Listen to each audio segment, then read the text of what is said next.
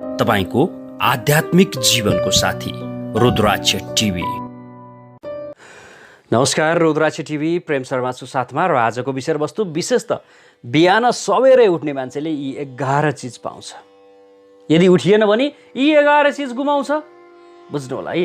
अब पाउने कि गुमाउने भन्ने तपाईको हातको कुरा हो। बिहान चाँडो उठ्ने कि नउठ्ने भन्ने कुरा तपाईको हातको कुरा हो। तर जो व्यक्ति बिहान सबेरै उठ्छ त्यो व्यक्तिले यी 11 चिज भने चाहिँ अवश्य पनि पाउँछ। तपाईलाई महसुस नभएको होला, यदि तपाईँ बिहान उठ्नुहुन्छ भने तपाईले यी 11 चिज पाउनु भएको छ जीवनमा, जुन बिहान ढिलासम्म सुत्ने मान्छेले पाउँदैन। अब कतिखेर उठ्ने त बिहान सबेरै भने चाहिँ कतिखेर त भनी तपाईलाई लाग्ला। बिहान सबेरै भनेको सूर्य उदाउनुभन्दा 2 घण्टा अगाडिबाट सूर्य उदयसम्मको समयभित्रमा उठिसक्नुपर्छ। सामान्य रूपमा बुझ्दाखेरि 4 देखि 6 को बिचमा, बिहानको 4 बजेदेखि 6 बजेको बिचमा चाहिँ उठिसक्नुपर्छ। बुझ्नुलाई। अब यसरी उठ्ने मान्छेले चाहिँ के पाउँछ त भन्दाखेरि निरोगी हुन्छ, स्वास्थ्य पाउँछ। स्वास्थ्य राम्रो स्वास्थ्य पाउँछ है। स्वास्थ्य नै धन हो। Health is wealth. आज स्वास्थ्य बिग्रिँदा अरबौंको सम्पत्ति पनि काम लागेको छैन। पैसा कमाउनु महत्त्वपूर्ण कुरा होइन, तर स्वास्थ्य जोगाउनु महत्त्वपूर्ण कुरा हो। तपाईँ एउटा निरोगी शरीर बोक्नु भएको छ भने त अवश्य पनि पैसा कमाइन्छ। तर रोगी शरीर छ, अरबौंको सम्पत्ति कमाउनु भएको छ, त्यो तपाईको 2 महिनामा सिद्धिन सक्छ रोगका कारणबाट। त्यही भएर निरोगी शरीर आवश्यकता पर्दछ। निरोगी हुनका लागि सबैभन्दा उत्तम विषयवस्तु के हो त भन्दाखेरि बिहान सबेरै उठ्ने। 4 देखि 6 को बिचमा चाहिँ उठिसक्नु पर्यो। यदि जो व्यक्ति बिहान यो समयमा उठ्छ अवश्य पनि त्यो व्यक्तिले स्वास्थ्य चाहिँ बचत गर्छ, अर्थात् स्वस्थ भएर बाँच्छ। खर्च गर्नु पर्दैन स्वास्थ्यका लागि। र यसैगरी बिहान सबेरै उठ्ने मान्छेले ईश्वरको कृपा प्राप्त गर्दछ। किन यो बिहानको समय भनेको यस्तो समय हो कि यो ब्रह्म मुहुर्त भन्ने गर्दछौँ हामी। ब्रह्म मुहुर्त किन भनियो त भन्दाखेरि यतिखेर सुषुम्ना नाडी प्राय मानिसको चलेको हुन्छ। सुषुम्ना नाडी भनेको चाहिँ न सूर्य नाडी न चन्द्र नाडी, बिचको नाडी।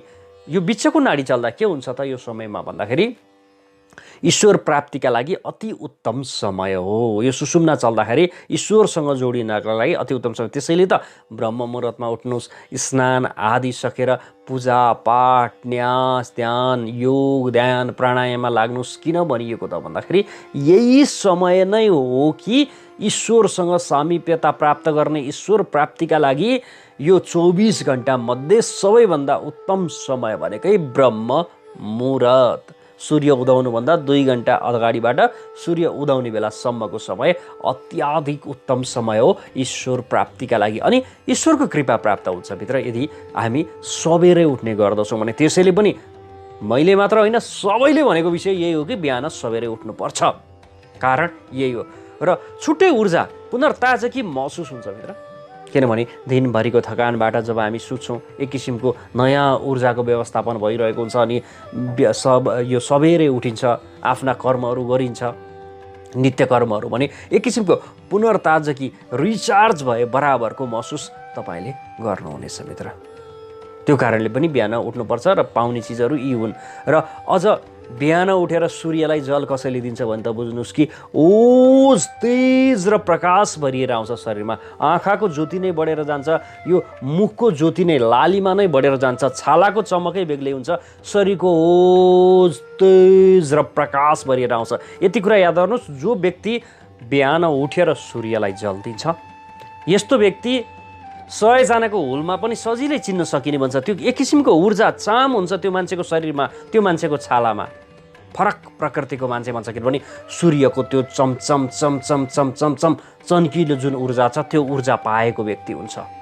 हामी त तामाको लोटाबाट दिन्छौँ नि, जो कपर हो यो सूर्यमा पनि कपर हुन्छ। त्यो कपर र त्यो कपरको एउटा कनेक्सन हुन्छ मित्र। र सूर्यको ओज तेज र प्रकाश। सानै बच्चैबाट यो बानी सिकाइदिनुहोस् ब्रह्म मुहुर्तमा उठ्ने र सूर्य उदाउँदै सूर्यलाई जल दिने। यो बानीको विकास बच्चालाई गरिदिनु भने आँखामा जीवनभर कहिले पनि समस्या आउँदैन।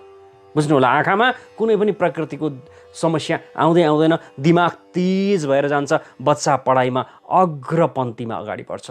बुझ्नु होला है, फाइदाहरू धेरै छन् मित्र। र बच्चा निरोगी बन्छ, रोग पटक्कै लाग्दैन। पितासँग सम्बन्ध अत्याधिक राम्रो हुन्छ। सरकारी जागिरे बनाउने प्रयत्नमा गर्नुभएको छ, सरकारी सेवा राजनीतिमा लाग्ने सोच बनाउनु भएको छ भन्दा तपाईँले सूर्यलाई जल अनिवार्य दिनुपर्छ। सरकारसँग मिलेर कर्म गर्नका लागि पनि सूर्य उच्चको चाहियो। त्यो कारणले गर्दाखेरि सूर्यलाई मजबुत बनाउनका लागि सूर्यलाई जल दिनु पर्यो। अब धनको कुरा आउँछ।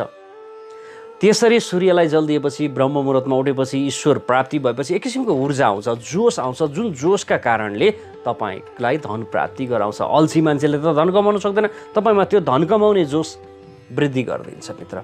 यो बिहान ब्रह्म मुहुर्तमा उठ्नुको फाइदा। सकारात्मक ऊर्जा र सकारात्मक विचारको व्यवस्थापन गरिदिन्छ है। जतिसुकै नकारात्मक मान्छे पनि दैनिकी रूपमा बिहान उठ्न थाल्यो, यी कर्महरू, नित्य कर्महरू यो बिहानको समयमा गर्न थाल्यो, सबेरै उठेर भने बिस्तारै सकारात्मक ऊर्जा, सकारात्मक सोच भन्दै जान्छ र मान्छे नै पूर्ण रूपले सकारात्मक हुँदै जान्छ।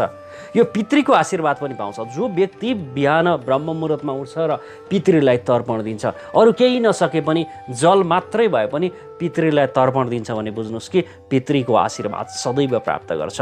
पितृको आशीर्वाद प्राप्त गर्नु भनेका रोकिएका बाधा र अडचनहरू हट्दै जानु हुन् र बाटो प्रशस्त खुल्दै जानु हो। बुझ्नु होला है, तपाईँले एउटा मार्ग निर्देशन पाउनुहुन्छ। पितृको आशीर्वाद सबैभन्दा ठुलो कुरा हुन्छ मित्र। यसै गरी कुलदेवता र इष्टदेवको आशीर्वाद पनि प्राप्त हुन्छ। जो व्यक्ति ब्रह्म मुहुर्तमा उठेर आफ्ना नित्य कर्महरू गर्छ, त्यस्तो व्यक्तिलाई इष्टदेवको आशीर्वाद पनि पूर्ण रूपले प्राप्ति भएको हुन्छ मित्र। है त, यति धेरै फाइदाहरू छन् मित्र। बिहान सबेरै उठ्ने मान्छेले 11 चिज पाउँछ। जो उठ्दैन उसले 11 चिज गुमाउँछ मित्र। जीवनमा के पायो र के गुमायो भन्ने कुरा विशेष त बिहान उठ्छ कि उठ्दैन यसैमा पनि निहित हुने गर्दछ। त्यो कारणले आज म तपाईँलाई बताउँछु, परिवारका सदस्य बीचमा माधुर्यता छाउने छ। किनभने सबैमा प्रसन्नता आउँछ, निरोगिता बढ्दै जान्छ, पितृ सन्तुष्ट हुँदै जान्छन्, ईश्वर सन्तुष्ट हुँदै जान्छन्, लक्ष्मीको वास हुँदै जान्छ र परिवारमा पनि प्रसन्नता छाउँछ। र अर्को, खर्चमा कटौती। जब रोग नै लाग्दैन, रोग प्रतिरोधात्मक क्षमताको वृद्धि हुन्छ भनेपछि त धन सम्पत्ति प्रशस्त हुन्छ।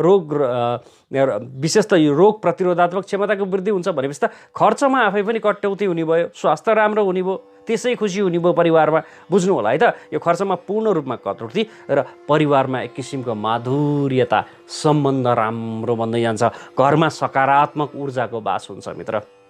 बुझ्नु होला है, घरमा कलह, रोदन, सधैँ झगडा भइरहनुको कारण के हो भने नकारात्मक ऊर्जाको वास हुनु हो। तर अब सबै परिवारका सदस्यहरू बिहान चाँडै उठेर आफ्ना नित्य कर्महरू गर्न थाले, योग, ध्यान, प्राणायाम, ईश्वरको भजन, भक्ति गर्न थाल्यो भने त खुसी त्यसै छाउने हो। किनभने ऊर्जाको कुरा हुन्छ मित्र। घरमा सकारात्मक ऊर्जा छ कि नकारात्मक ऊर्जा छ, अब सकारात्मक ऊर्जाको बाहुल्यता त्यो घरमा बढ्ने भयो र सम्पूर्ण खुसी र एउटा सम्पन्न परिवार बन्ने भयो। यो बिहान उठ्नाले मात्रै पनि यस्ता चिजहरू पाइन्छन्। तर बिहान सबेरै उठ्न नसक्ने मान्छे, जो बिहान 8 बजे पछाडि, 9 बजे पछाडि यस्तो ढिलो उठ्छ, त्यो व्यक्तिले यी सम्पूर्ण कुराहरू गुमाउँछ र शरीर रोगले भरिएको हुन्छ। अब भन्नुहोस् मित्र, सबेरै उठ्ने कि नउठ्ने है? अब मनन तपाईँले गर्नुहोस्। आज महत्त्वपूर्ण सन्दर्भ मैले तपाईँलाई दिएको छु।